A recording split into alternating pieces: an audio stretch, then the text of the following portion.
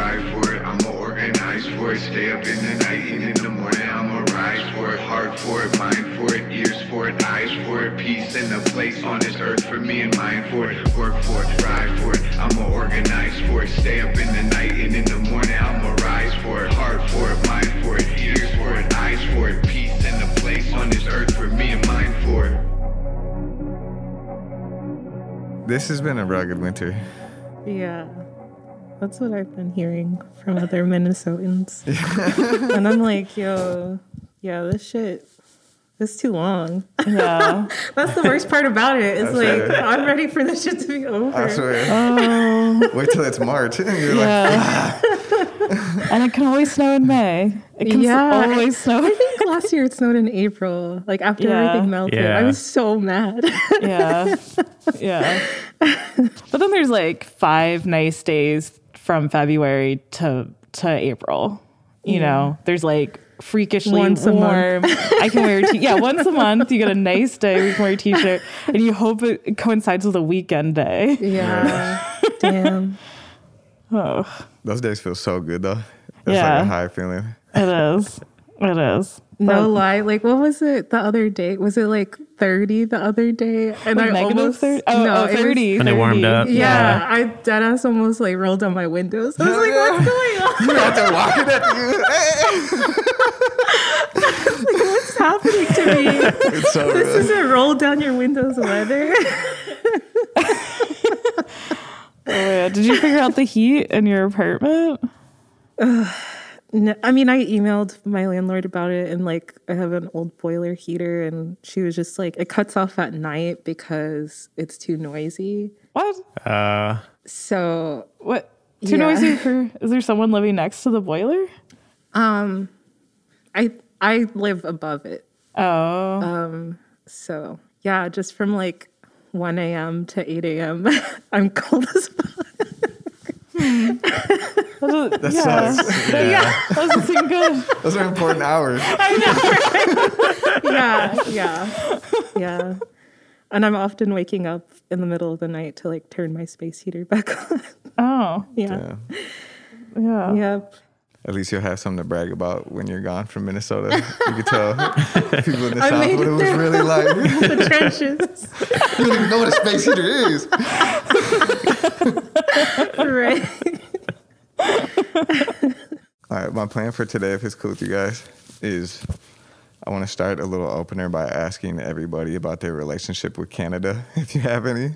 Okay. All right. It's a good opener. And then Yeah. I want to just walk through basically an overview of like why we're talking about the Royal Bank of Canada, some history of the Royal Bank of Canada, and then some reflection on finance, capital, the Royal Bank of Canada, et cetera. And everybody's going to have to bear with me today because I have a lot of notes that I'm trying to like discern through, but we'll make it work. So I posed that question to you all. Do you have any relationship with Canada? Let's start with Amber, who's joining us today. I'm back to complain about weather. Once again. And actually so Canada connections. Not a lot of people know this. This is an interesting fact about me. I lived in Alaska. Oh, shit. Oh, wow. when I was in 6th grade for 2 years. And then I moved back to North Carolina. Oh, wow. And my family, my dad was in the military and got stationed there.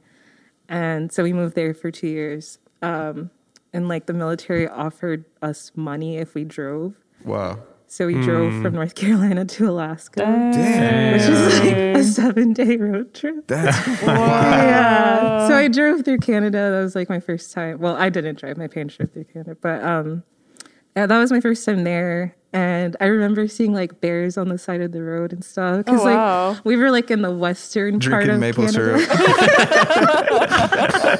And that's when we started seeing like moose and stuff. Wow. And yeah. So it was really beautiful. And then I just other connections is like I always associate it with like liberalism and how liberalism likes to like romanticize Canada as if it's like some perfect utopian place. Important theme we're going to touch on today. Yeah. Teeing it up. Do you have any favorite Canadian MCs? Oh, shit. Or least favorite? No, I gotta save that.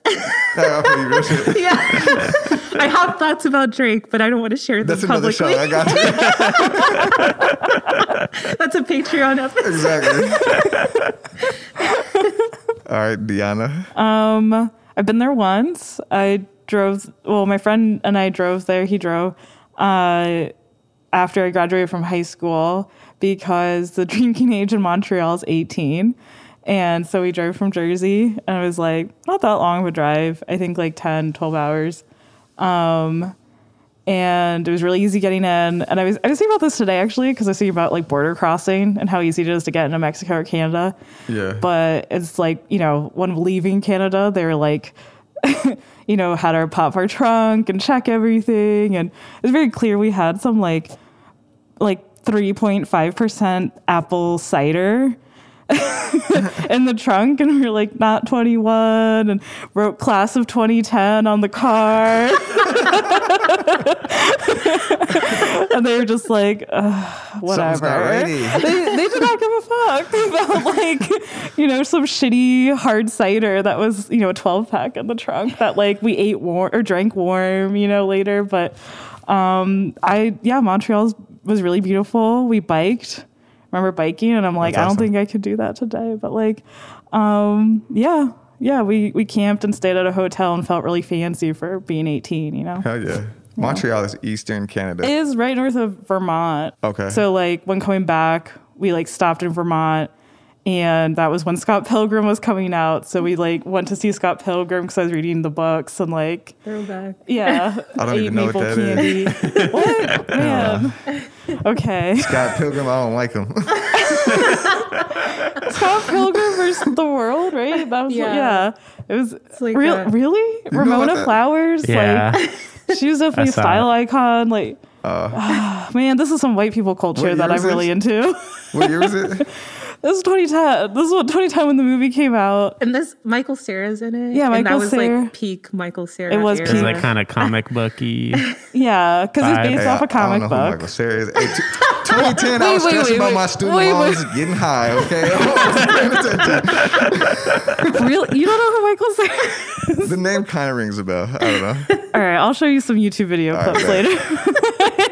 Isaac, any Canadian exploits? Smuggled anything back from Canada?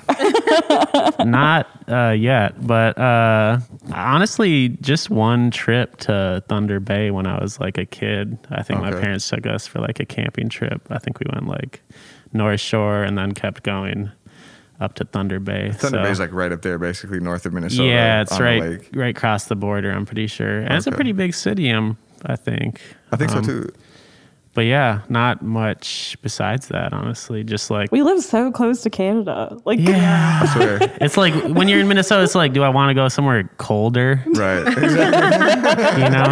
That's kind of the vibe. Yeah.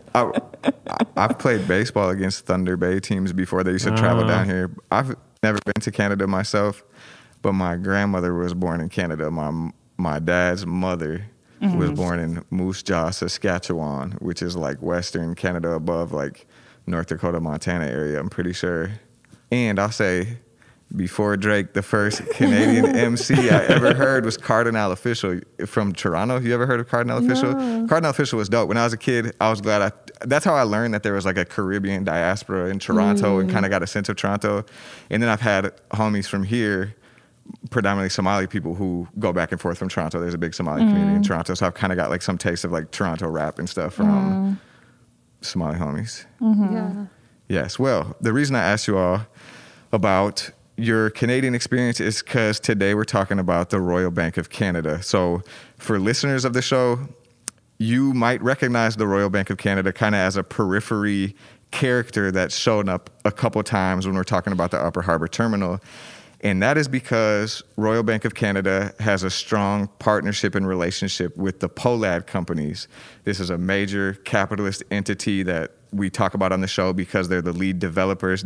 One of their companies, United Properties, is a major real estate developer in the Twin Cities, and they're developing this piece of land in North Minneapolis, the Upper Harbor.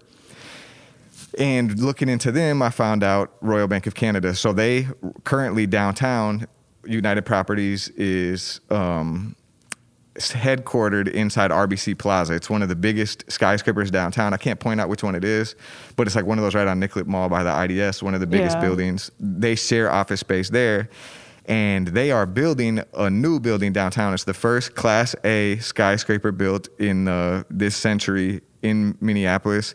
They bought a piece of public land from the city right on Washington and Hennepin, like kitty corner from the Whole Foods down there for people in the cities. And they're building this luxury tower. It's going to be 33 stories. It's going to have the first 5-star luxury hotel the city's ever had. It's going to have, I think, 22 limited $1 million private condo residences. It's going to be the U.S. headquarters of Royal Bank of Canada's wealth management operations, and it's going to be the headquarters of United Properties. So to me, this is like a very important project to look at when you see this piece of public land turned over to these two major capitalist institutions and then completely built to serve wealth. You know, there's all the needs in this city and that real estate, and it's going to be $1 million condos and headquarters for financial management. So that's when I've been interested in the Royal Bank of Canada the whole time we've been doing the show. So today we're going to talk about them a bit. I'm going to call them RBC sometimes, Royal Bank of Canada, RBC. They also came up in their show, again, talking about the Minneapolis housing market. Folks who've been listening know we've covered the issue of public housing, that the city of Minneapolis has undergone an intense privatization of public housing through two programs, Section 18, and one is called RAD, Rental Assistance Demonstration. And what RAD did is it opened up ownership of public housing towers in South Minneapolis, Elliott Twins, to private capital, private investment. So RBC and Royal Bank of Canada was that investor. So the Royal Bank of Canada is now a partial owner of the Elliott Twins' former public housing towers in South Minneapolis. So to me, I'm like, okay, damn, they got this big tower going up downtown. Here they are again, you know, buying up. So they obviously have a presence in the city. The third time they show up in a major way is what we all watched this summer, and what we've all watched is like a low-grade war being waged against indigenous people in Minnesota and people trying to protect the water by Enbridge, a Canadian corporation that's building this Line 3 pipeline. We've seen people brutalized continuously. We've seen oil spills not cleaned up. We know that the Mississippi River watershed is under threat. They're violating the sovereignty of indigenous people in Minnesota. It's a huge fight. The major one of the top investors in not only this Line 3, but Enbridge as a company and the whole Canadian tar sands economy is the Royal Bank of Canada. The Royal Bank of Canada is directly on the hook for those. You know, Enbridge was paying buying police officers who were off duty to harass and intimidate protesters. And that's RBC money. Royal Bank of Canada gave them the money. So that's why we're talking about the Royal Bank of Canada today. You know, I want to figure out who they are and what it means that they're at play here. And then I think two goals of the show is we want to sketch out kind of the local capitalist class and our local economy, and then also figure out ways that that's tied into the international economy. And I think this is a good story for that. So does RBC, so they're from Canada. Yes. And they operate in the United States. Do they operate in other countries? They are a global operation, and we're going to spend a lot of time today talking about some of their global operations. Yeah. They're the largest bank in Canada, the largest financial institution in Canada, and one of the largest in the world. Oh, okay. I think they pulled like $16 billion in profit this past year, something like that. Yeah. Wow. I saw. And gave out like over $10 billion in bonuses to their executive staff last year.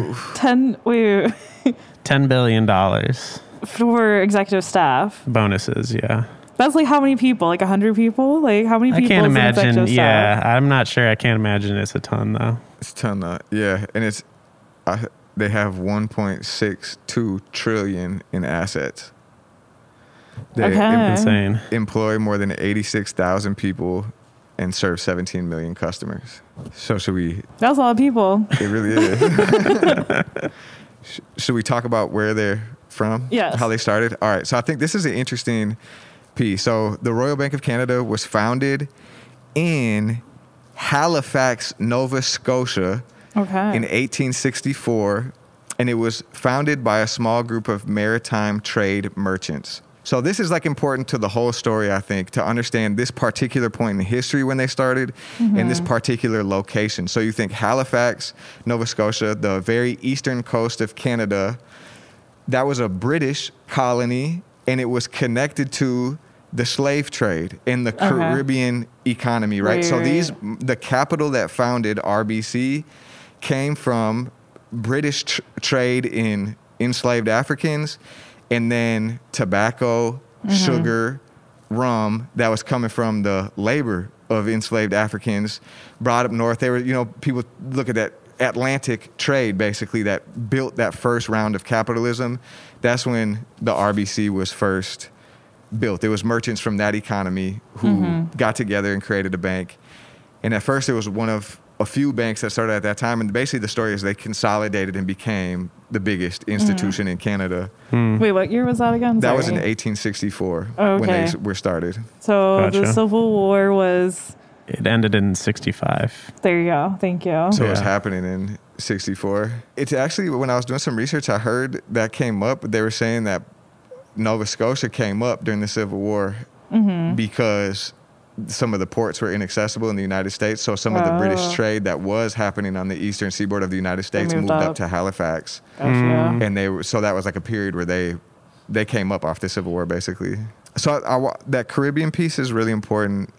And then I think it's really important I want to just give like the rough sketch of how they moved west in Canada before we talk more about the Caribbean.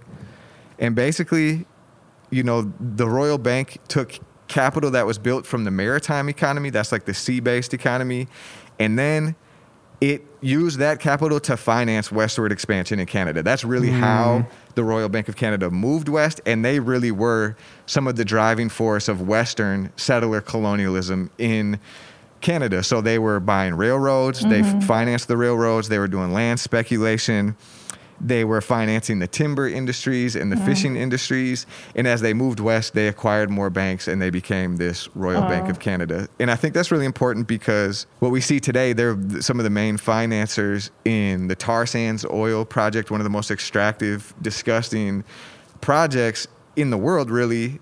And also that's, violating indigenous people and indigenous people's land. That's a continuation of what they've always done. They've really driven that process the whole time. Okay, so that's kind of the story. The next piece I want to talk about, you kind of hinted at it, Deanna, is that, and we talked about them, being built off this capital that came from the Caribbean, is they really dominated financial imperialism in the Caribbean, the Royal Bank of Canada. That was like, they expanded all across the world, but their real focus was in the Caribbean. So I want to just read a little bit about how they got into Cuba. So a few months after the U.S. began its 1898 to 1902 occupation of Cuba, so for listeners who might not be familiar, the Cuban people fought a war of independence against the Spanish Empire who held Cuba. And at the end of that war, the Americans got involved and then prevented the Cuban people from establishing a real sovereign economy and country. And that's when the imperialist domination of Cuba started and the U.S. occupied Cuba after they got their independence to assert dominance. So during that 1898 to 1902 occupation, the Royal Bank opened its first branches in Havana. According to one bank history, the general manager, Mr. E.L. Pierce, took a trip to Cuba at the end of the Spanish-American War and got in on the ground floor of banking there. His American friends, who had put capital into his bank, helped him to expand there. And once in the beautiful city of Havana, Pierce befriended U.S. Consul Joseph Springer, who indicated that the U.S. planned to reform Cuba's financial sector.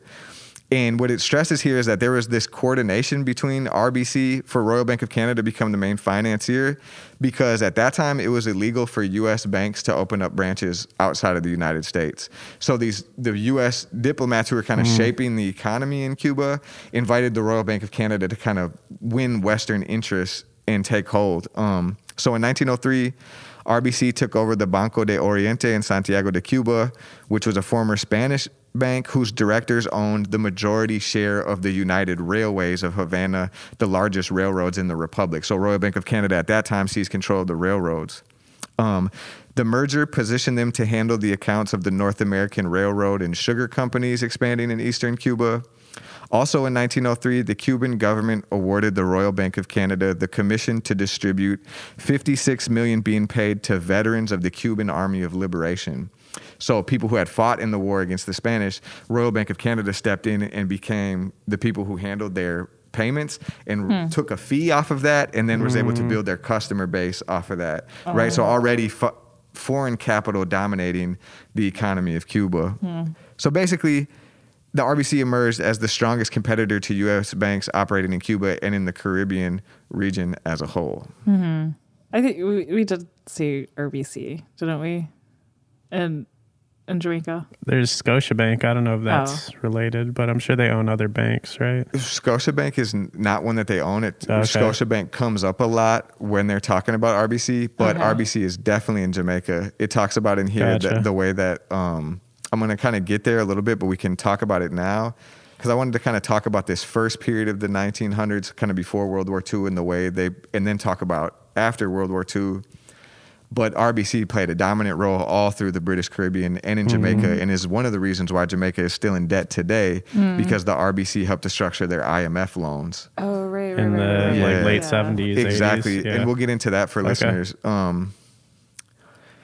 Another quick piece is, like, I can't talk about all and again, I'm not an expert on any of this stuff. Just sharing what I've been reading, but the RBC was involved with the U.S. occupation in Haiti in 1919, and most Americans don't know that the U.S. has occupied many Caribbean countries many times over, has occupied Haiti many times, and the Royal Bank of Canada was always in the mix. So you got this story of, like, the first decades of the 1900s, them consolidating more and more control in Cuba, more and more owning the state apparatus, owning the railroads, owning the sugar companies, really dominating the economy. So early in the morning of September 1st, 1931, the Royal Bank of Canada branch on La Linea Street in the wealthy Havana suburb of Vedado was almost leveled when a bomb was detonated inside it. Its mahogany doors were pulverized. Wow. The masonry of the building was ripped away. Parts of the stone exterior were reduced to dust. Large holes were torn in the ceiling and front entrance by heavy iron slugs packed into the device. This was a serious-ass bomb, apparently. Yeah. The furniture and interior fixtures were destroyed. Damage was estimated at several thousands of dollars. 27 bomb attacks in Havana during this period became normal. During one night in Havana in 1933, there was 200 explosions counted, really focusing on. This was the nascent revolutionary movement in Cuba. So we know about, the Castro Revolution, the July 26th movement in the 1950s. In the 30s, what was happening was the U.S. was installing dictator after dictator who was making sure that Cuba stayed in the hands of the Royal Bank of Canada and these foreign institutions, and the people were fighting back. So Royal Bank of Canada became a target of anti-imperialist organizing in Cuba and in the Caribbean as a whole. There's a bunch of stories where it talked about some stuff in Puerto Rico, it talked about Haiti, it talked about Jamaica, that they really became a symbol of foreign imperialism. And I thought that one story of the bomb was like, I like the way that was written, and just kind of to show that they've been doing what they're doing in Minnesota in many places for a long period of time. The other thing that I thought was interesting about that is, actually, I'll read one more thing. Machado was one of these dictators in Cuba.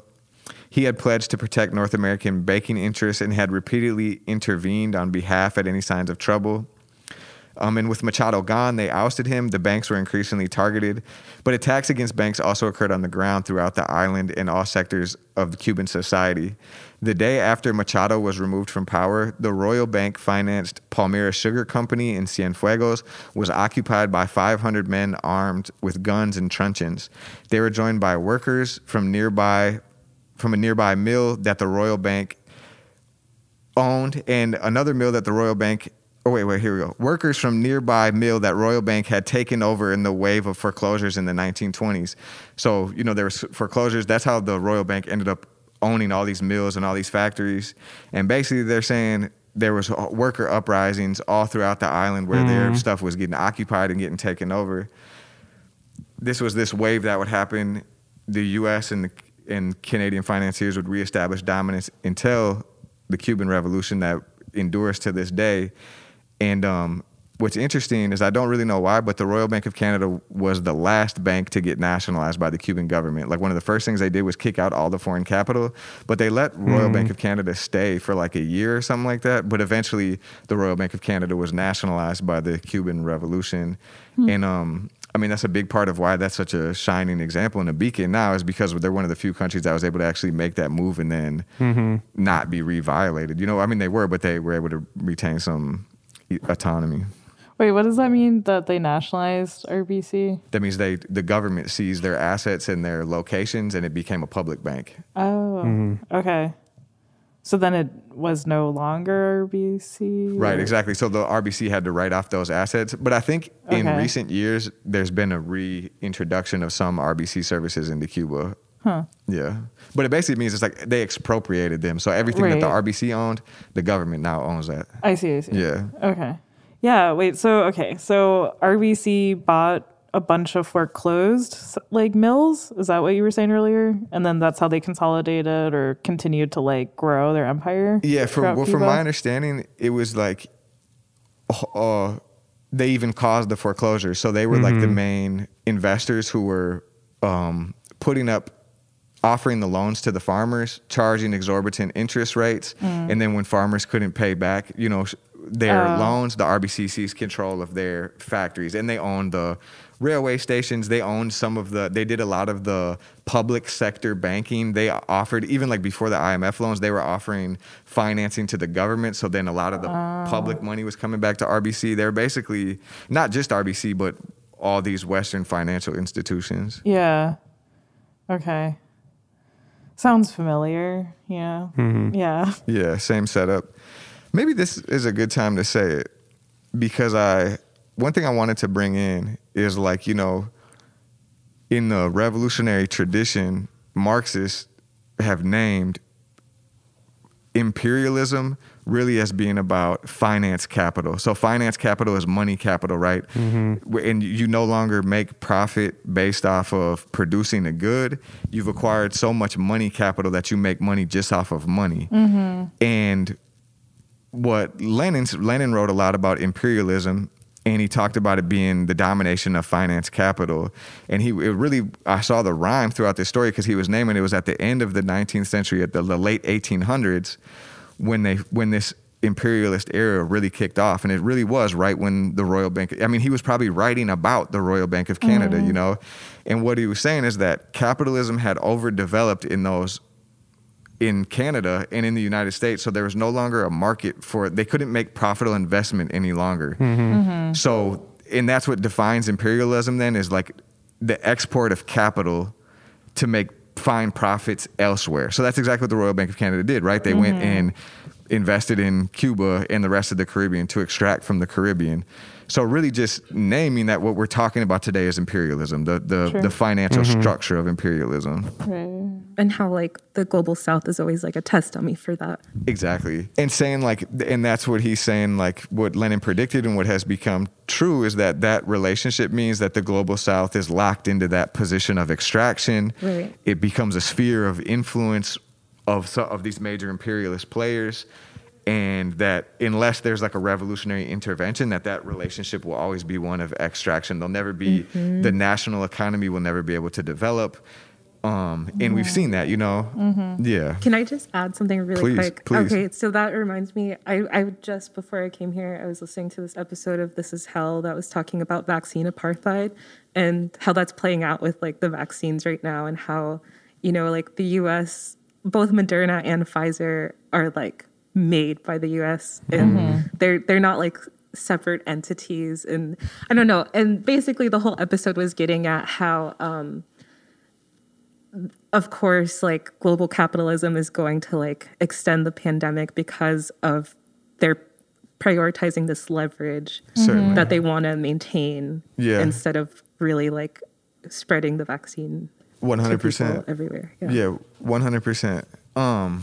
Okay, so we talked about, you know, that first phase of imperialism.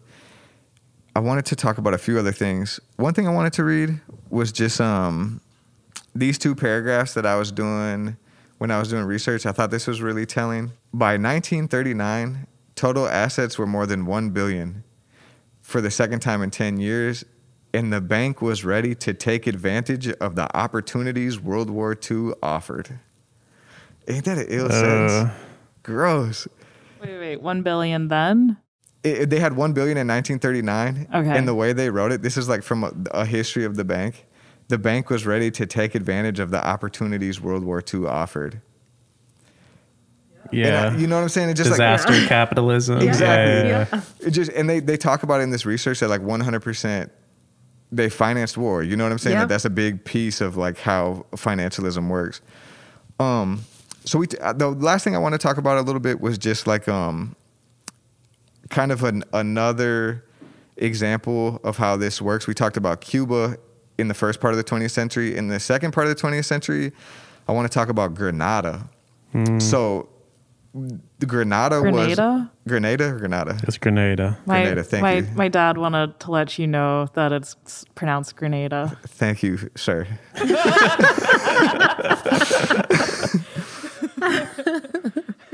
I thought I was being cultured, you know. Grenada. No, Grenada. He was listening to our meeting when we were, you know, at their place, and he was like, "Yeah, the only thing I want to let Jake know is that it's Grenada. That if you go to Grenada, that's what they say." And I was like, "All right, thanks, Dad." Hey, so I'll that's take lessons me from passing the that professor on. any day. Hell yeah. But basically, it's like the British Caribbean didn't get independence until much later than the Spanish Caribbean, you know? So like it was after 1950. I think Grenada, I don't know the exact year, but it was like in the 70s. I think it was like 70s and 80s when some of the smaller islands that were dominated by the British gained independence. And what you saw was the Royal Bank of Canada and these other Western financial interests were involved in the structuring of their independence, you know? And this is where these countries needed foreign aid in order to do anything, because Britain had developed an economy where there wasn't ownership on the islands, there wasn't productive forces on the islands.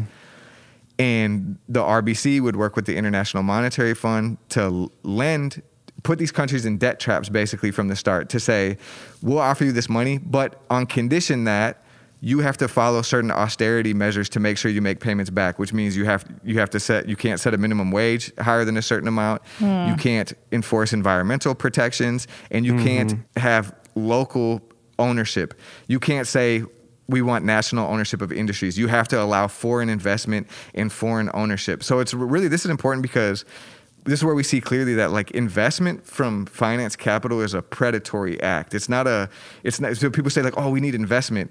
Investment is a seizing control of, and that's what happened in these nations where they would offer a loan, the government wouldn't be able to pay back the loan, and they'd be broke. So then on condition of more money, they'd have to go sell more of their country off. They'd have to give up more of their sovereignty. A lot of times then like financial managers would be put in over the sovereign government. And that's really the story of the Caribbean. Like, you know, if you look at Jamaica, Jamaica is underdeveloped because the IMF has them in a debt trap. So they can't raise their wages. They can't invest in public spheres. They can't do public development.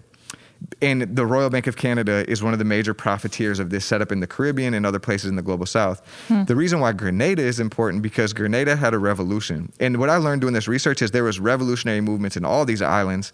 And in most cases, the Royal Bank of Canada and the Canadian military and the U.S. military, if they tried to buck the rules of the loans, they would step in with the military and seize sovereignty. And what happened in Grenada, you know, people should look up Maurice Bishop, like a really charismatic revolutionary leader. They won power, and they were pursuing a socialist course of development. They were blocking out some of the Western capital. They were investing in public sector development. Maurice Bishop was assassinated, and the U.S. government invaded the island. And again, the Royal Bank of Canada asserted dominance. And I think that's a really important example, because Grenada is a country of English-speaking people of African descent. You know, and Maurice Bishop had a strong affinity and relationship with African Americans, you know? So that's, I'm just saying that, like, learning about the RBC, I learned a little bit more about that story. And it's something really important to look into. And I just wanted to stress the violent imperialist nature of the Royal Bank of Canada. Yeah. So they still work with IMF today. They do. Right? Okay. Yeah. It talked a little bit about the way they've restructured, and they've like done different rounds of like pulling out of some of at times they like divested from the Caribbean and closed a bunch of their branches and then reinvested in a bunch of their branches. So they're definitely still on it, and they're just definitely they're a major player in global finance. You know, they're one of the biggest financial institutions in the world. The last thing I wanted to say is like, you know, another really important move that they made was they really drove the development of the extractive energy industry in Canada. Like the Royal Bank of Canada is one of the main players behind the tar sands oils. I was looking like they were coming making speeches advocating for Line 3 and the other pipelines that they're building for many, many years. They've been aggressively pursuing it. Like if you see the Enbridge CEO making a speech, a lot of times he's making a speech along with the Royal Bank of Canada executive. Really, really foul shit. One of the things that I'm thinking about is like, I like what you brought up about investment and how that's like often viewed as a neutral term. I just think like throughout everything you just said, it's so interesting to me and obvious how, like, I guess the generalized term of U.S. history, like, always positions imperialism as, like, ambivalent and, like, you know, just like, oh, I guess this ended up happening, you know, like, unintentionally. Oops. But I think, you know, that's still playing out today. And these connections that you brought up between the U.S. and Canada, you know, like, just thinking about, like slave trade and how the ports and, you know, going upwards, you know, to Canada and using those, like, like both Canada and the United States just have like this positionality as like I was saying earlier, just liberal, innocent actors that want the best for the world. And it's like, that's not the fucking case. Not at all. True monsters, 100%. Especially Canada. The point, you know, it even talked about in here how like a lot of times the U.S. would be more upfront with its military and take a more outwardly aggressive foreign policy. But it was really Canadian finance in particular, where like the Canadian government wouldn't be as aggressive. They always we're still an imperialist actor and we're aligned with the United States, but maybe would do it in a softer fashion. But that it was really that Canadian finance and Canadian capital was particularly aggressive and shrewd in the way that they moved in lockstep with the U.S. government. I thought that was interesting. One thing I think is like, I guess I have to say, because talking about finance, capital, and talking about debt and talking about investment, it always makes me think of how in debt I am. Like, I don't talk about it that much on the show, but my life is characterized by a state of debt. Like, when I was 22 years old, I came out of college with like almost $100,000 in student loan debt. You know what I'm saying? That can't be written off from bankruptcy. I've paid thousands and thousands and thousands of dollars in the last 15 years, and I owe more now than I did when I graduated. I have loans. I took on loans that was handed to me by a school administrator that have like a 12.5% interest rate and can't be written off through bankruptcy. It hasn't dominated me, but it's been a domineering force in my life, and it damn near did dominate me. You know what I'm saying? It's been like, my life is characterized by that. And what I recognize is that I'm not apart from this global financial system, right? And what happened after the U.S. could no longer profitably manufacture, when these financial institutions led the global restructuring where they exported their capital and opened up factories in the global south, the pool for profit or investment that they saw in the United States was the privatization of the public sector and then the financialization of public goods. Not just like, but similar to what they did in these global South countries. That's what Pinochet did in Chile. Is like, that's the capitalism, the idea that like, no, we can't have public things. Everything should be financialized. Everything should be a market. That's this ideology. It's a violent ideology. So I'm a first generation college student, but I didn't know that before the 1970s and 1980s, it was cheap to go to college in the United States, relatively cheap. You know, people could go, and there was public funding to go to college in the United States. There wasn't the student debt, the $1 trillion of student debt that we hold is a $1 trillion asset that was plotted by financial institutions. That was my life, my time, and my energy was seen as a profit to take hold of. You know what I'm saying? Like, what should be a public good, my education, these same companies lobbied for the state to divest from it, and then they privatized it. You know what I'm saying? So like, this was a big part of my coming to political consciousness, was to realize, like, bro, I don't have bad luck. I didn't do nothing wrong. I was put in a trap. I was indebted. It's a political reality that millions of others like me are in the same position, where we're kicking all of our money upwards, and these institutions control our lives. It's incredibly political, debt is, you know, on the personal level and the political level. So this was making me think more about that. And not to keep like drawing this connection back to the pandemic, but like, that's just on my mind right now, because that's what I was thinking about this morning, listening to that one episode. And yeah, like the same thing is happening in regards to the vaccine and like just access to public health globally. You know, like they're literally profiting off of not extending the vaccine to other countries. And they're like just choosing death like all the time, like at any moment for profit. Like, it's important to understand that like a market has to be created and it has to be violently enforced. Like, it's not a natural reality. And that, so keeping the vaccine as a patent and letting the market figure out, it's only in the interest of the owning class. And it's the opposite of a market is some type of common setup. You know, we have the ability to produce the vaccine and distribute it, you know, but it's not profitable. And it's the same way like education. Student debt is not a natural thing. It was a created reality. Yeah, definitely. Yeah. It reminds me of like 2008 and how they created all these mortgages that were extremely risky for people to default on, and they bet on whether or not they would default. So the same thing has happened with student loans, where now you have what are called student loan asset-backed securities, slabs, that they then bet on. So there's the billions of dollars of student loan asset-backed securities, and there's more billions of them betting on this. So it's kind of just like this creation of things for them to push around and make like money off of and get their percentages. And it's so sick. It's crazy. Yeah, I was reading a little bit about stuff, and it's like literally a complete made-up fantasyland casino. Like some of the shit that they have computers, algorithms that can make all these trades. You know, so they're like, and that's what they're saying is like finance capital in particular has a certain character, and it's like this made-up character.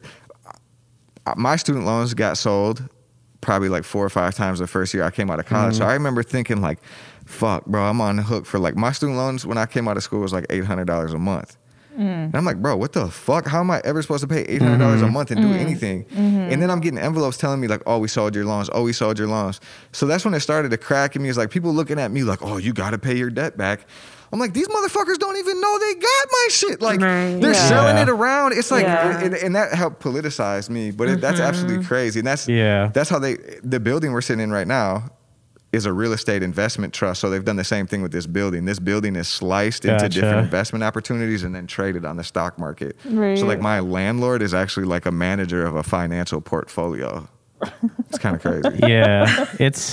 Like of course I want them to cancel debt, and like, I didn't believe the Biden administration for a minute when they were like, we'll cancel $50,000. Because if they do that, it literally tanks their house of cards, you know? 100. So it's all about their survival and their friends' survival and the ruling class survival. So they're never going to do even a hair of that shit, you know? Facts. That's huge. Biden was like one of the key architects of the student debt regime too. So it's like I knew he wasn't going to do shit about it. You mean the people that, you know, control Biden's, like, you know, meat sack, like Right, not exactly. Biden himself, but Exactly. the meat sack operators. Yeah. Well, that's pretty much my story about the RBC, you know. Oh, we're already at the end? I thought there was more. There's so much more, but I can't even, you know, basically it's like, I guess I did have some other reflections in terms of like, it's worth talking about them because they're a global behemoth, but they're not indefeatable. They're an actor, you know what I'm saying? Like, Yeah. and it's interesting to look at the way they interact with the city of Minneapolis and then learning how other people in other places are opposing finance capital, you know, because I'm not comparing us to the Caribbean where obviously we're in the imperial core. It's not the same situation, but there's a rhyme in the way that the Royal Bank of Canada was able to seize control of that property in downtown Minneapolis. And now all the value of that property, the way it's used, the money generated from it is going to them. How do we make it so it goes to us? You know what I'm saying? Yeah. How do we make it so that the next time property becomes available, it could be put to like good social use and build wealth for us as a locality and as a people, as opposed to this predatory institution. Yeah. Do you happen to, if those apartments are like sold already or like? I'm not sure. Yeah. I think it says it on their website. You can look. I think okay. they have sold a few. I wonder. They're going to be like some of the most expensive condos in the city, right? I'm Pretty just sure, I'm just yeah. wondering like where's the demand coming from? Like, is it just like Chinese billionaires, like, you know, who just want an asset in Minneapolis? I mean, I think it's also the fact that once they create that asset, then that's on their balance sheet. So if they create an apartment that they're trying to sell for millions of dollars, they don't need to sell it necessarily. They could just hold it and it still benefits them financially because they have that wealth on their balance sheet. See, Right. you just named a key piece of like the whole wave of gentrification we're in. The Yeah. more I'm learning is like that's a huge reason why there's been so much construction in cities lately is because global capital has recognized that fact. So it's like a place that they can store wealth. Yeah.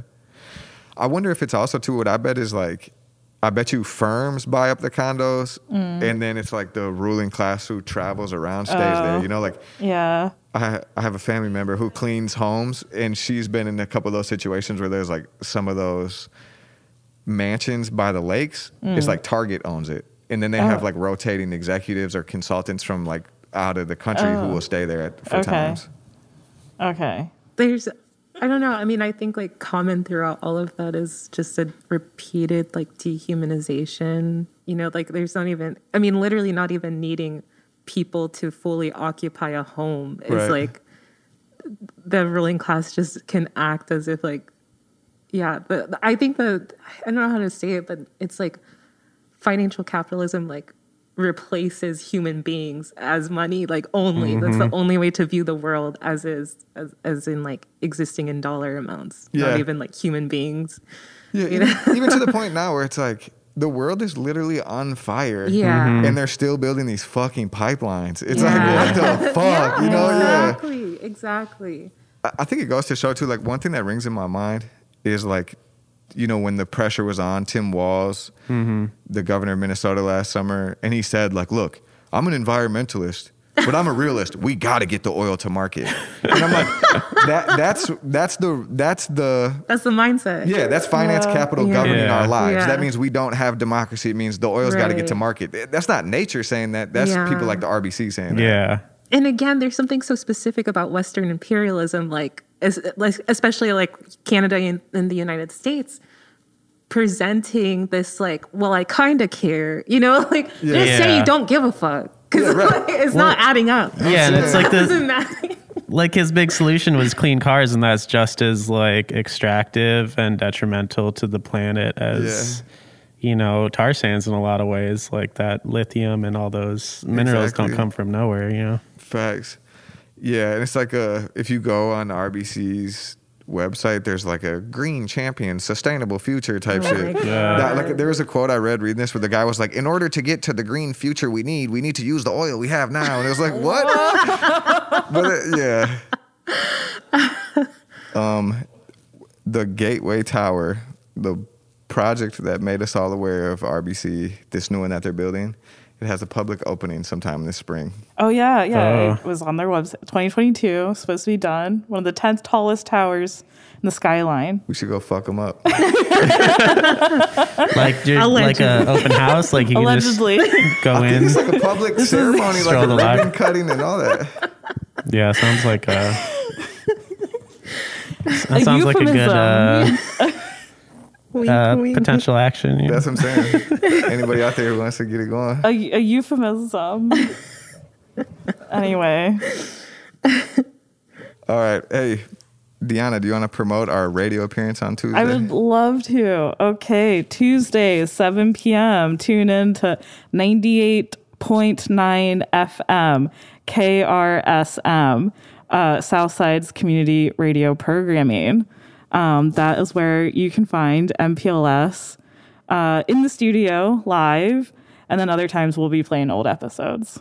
Yeah. And if you're like in deep Northeast or like further north, just, drive over to Southside and you can pick up this low-powered FM, And there's an app.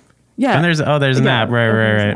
That makes it easier. Yeah. You can go on the internet also if you don't have we don't have a radio. There's no experience like being in your car listening to radio. Yeah. Make it a cultural exchange. You know what I'm saying? Cross the river. Drive around South Minneapolis on Tuesday nights. Hell yeah. So what time on Tuesdays? 7 p.m. 7 p.m. 1900.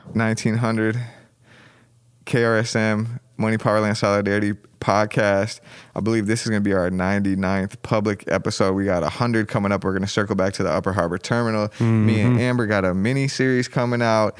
Local politics are heating back up again. I listened to a city council meeting that was super interesting the other day. We got big fraud connected to the mayor. We got all sorts of stuff to talk about. I heard that the Charter Commission is trying to abolish the Board of Estimates and Taxation because Samantha Priest Stinson won. Oh, wow. Talking about a radical agenda. So I want to cover that story. If you're listening, we really, really appreciate you. Please leave us a rating and a review, 5 stars. Say something nice about the show. It helps us reach a broader audience. We're trying to take it to the next level.